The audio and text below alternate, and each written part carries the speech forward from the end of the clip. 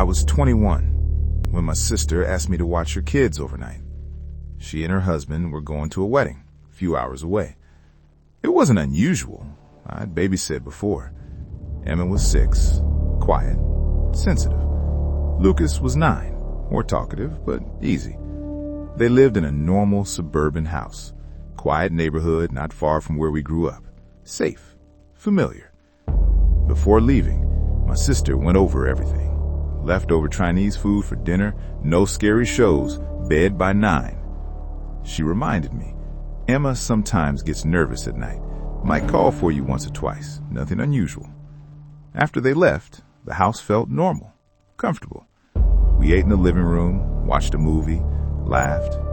It felt like any other night. Around 9, I took them upstairs. Their bedrooms were across from each other, bathroom in between. I tucked Emma in first. She asked me to leave her door slightly open and keep the hallway light on. Lucas rolled over, half asleep already, said goodnight. I went downstairs, turned on the TV, low volume, quiet house. Around 9:30, maybe 10, I heard footsteps upstairs. Light, soft. I figured Emma needed something. I started up the stairs.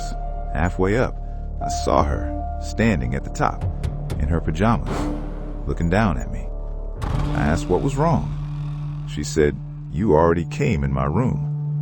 My stomach tightened. She said I stood in her doorway, whispered that everything was fine, told her to go back to sleep.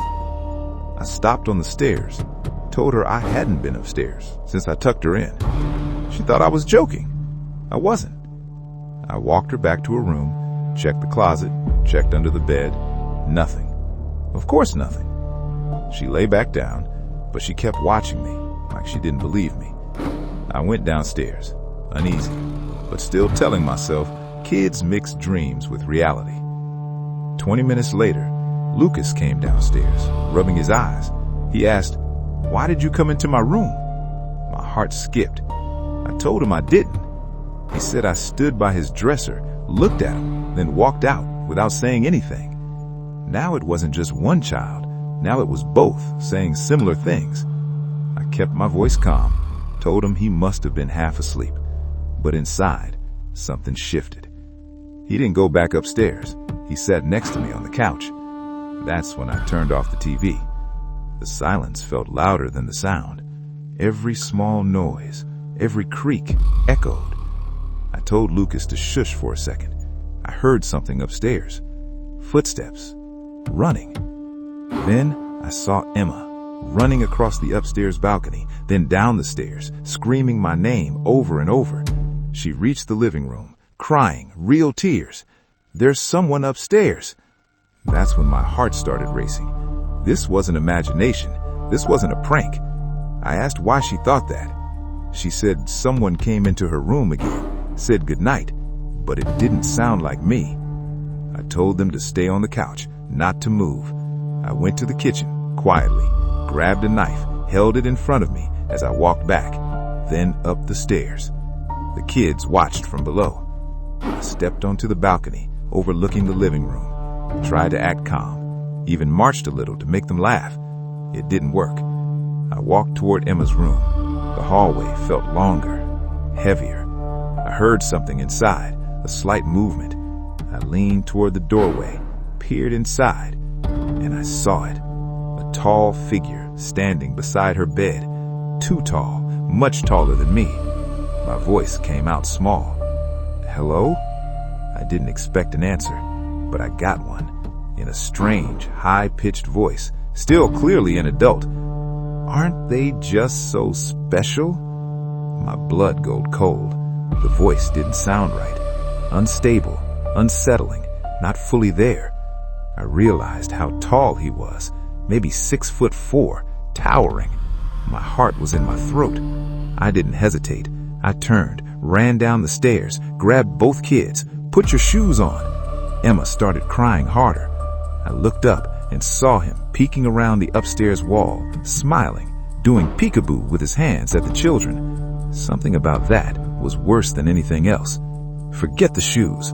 We ran outside in our socks, down the driveway to a house a few doors down. Lights were on. I rang the bell over and over. A woman answered. She recognized the kids. I explained quickly. She let us in immediately. I called 911 from her porch, watching my sister's house.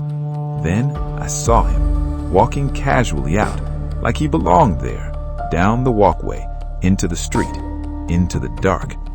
The operator told me not to follow him, told me not to engage. I stood there, helpless, watching him disappear. Police took too long. By the time they arrived, he was gone. They searched the house, found nothing, no forced entry, no one inside. But we knew what we saw. That night, I drove the kids to my parents' house. We didn't sleep there, not after that. There was blame, of course. There was the one night I watched them. Someone breaks in. But I know he was already there before I even arrived.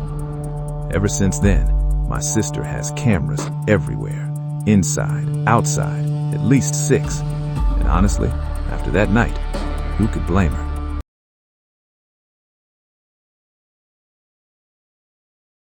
The third time I babysat AJ was the only time I ever stayed overnight, and the last time I ever babysat for anyone.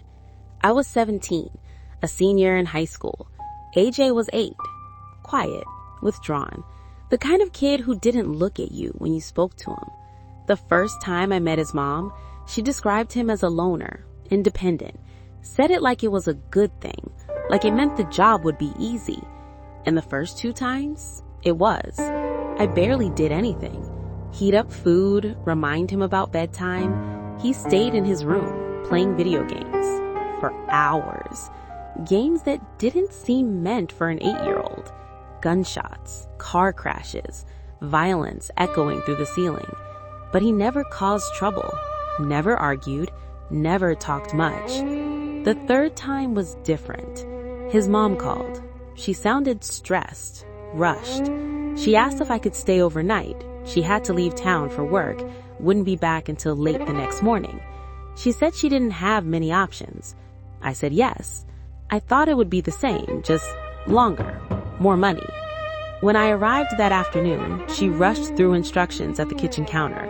Frozen pizza in the freezer, cereal in the morning, guest room at the end of the hallway. She thanked me 3 times before she even left.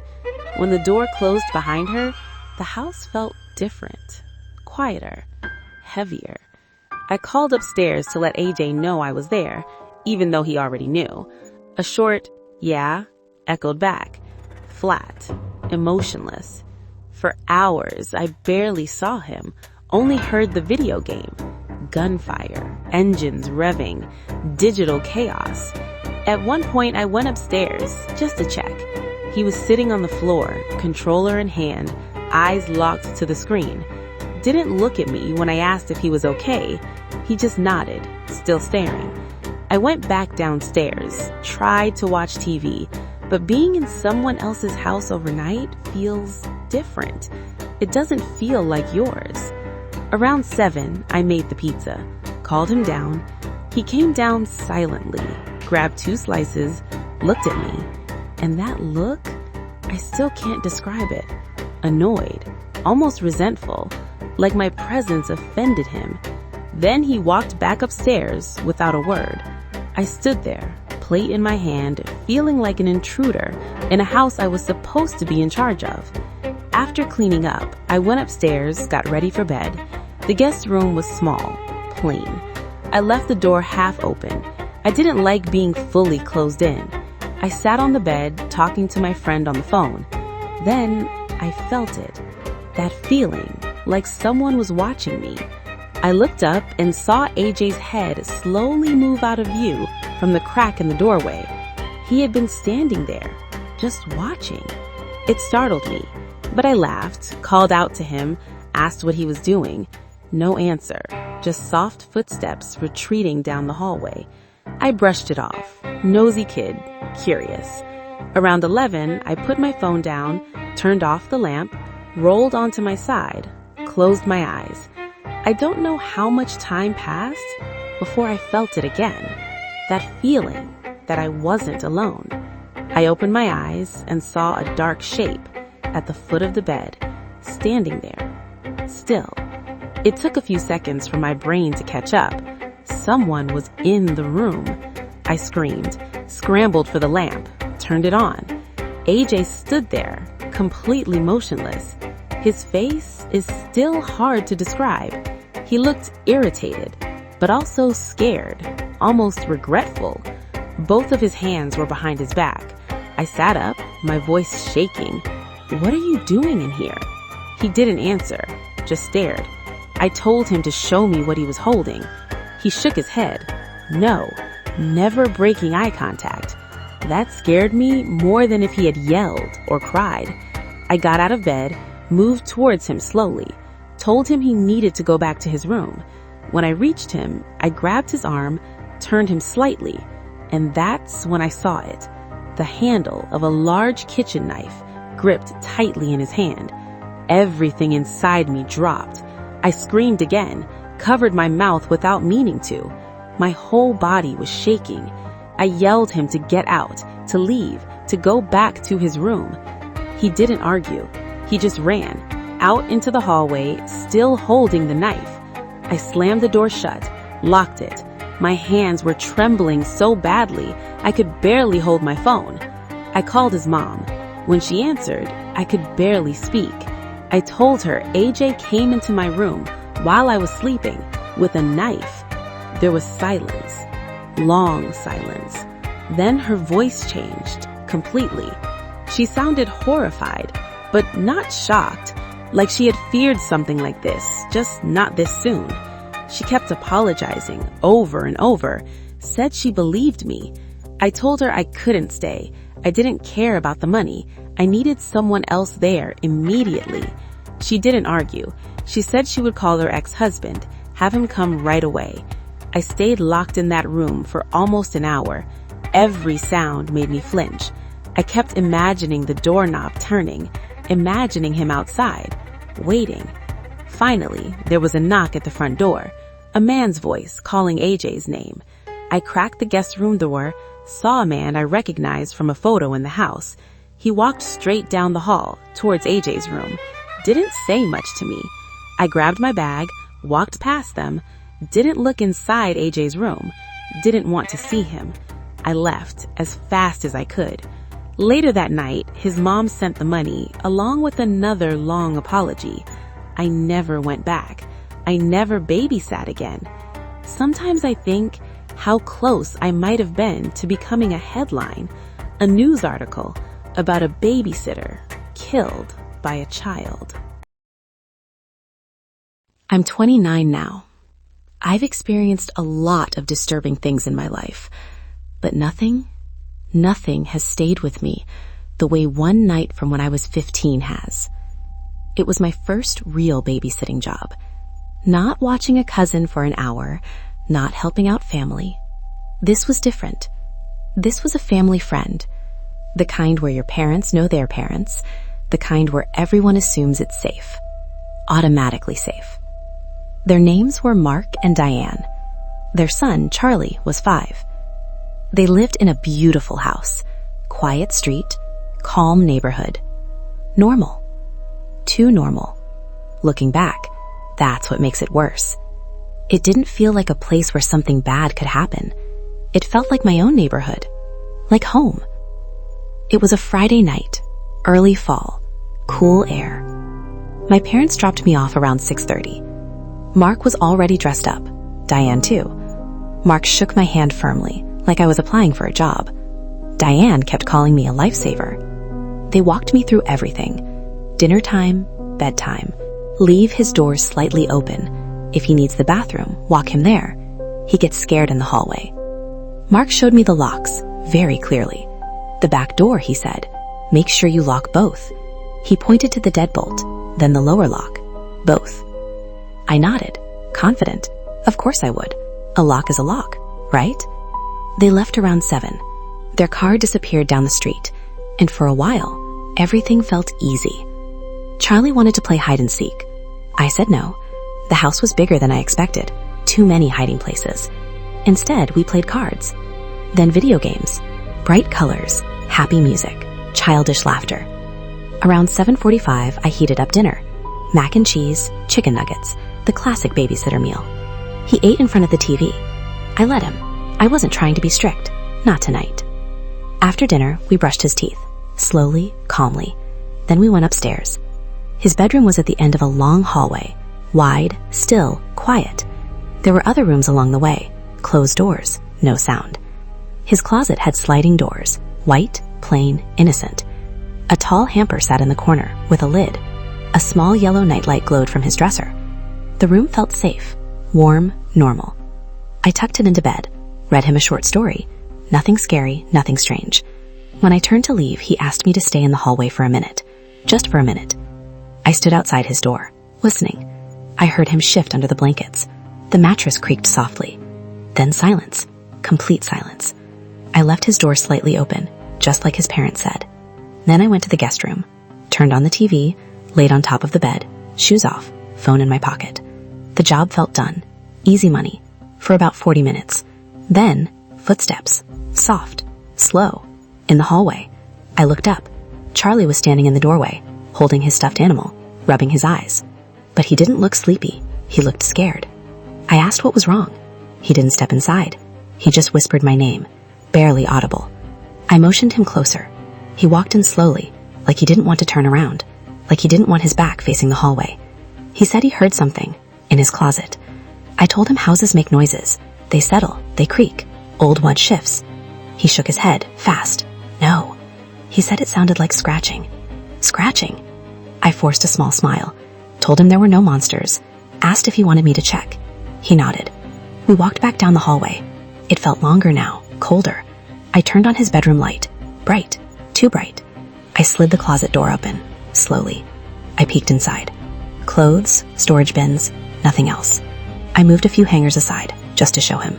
Then I slid the closet shut again, firmly. He looked relieved. I tucked him back in, left the door slightly open, returned to the guest room. 15 minutes later, footsteps again. Quicker this time. He came in faster, more upset. The closet door moved.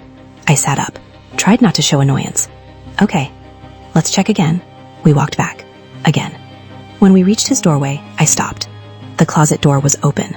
Completely open. One panel pushed all the way to the side. My stomach dropped. Not because I thought someone was in there. Not yet. But because I knew. I knew I had closed it.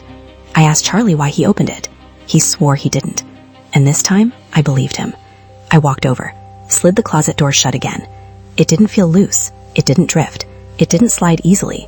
It locked into place. Solid. I tucked him in, told him he was fine, told him to go to sleep. But when I walked back down the hallway, I listened for footsteps behind me.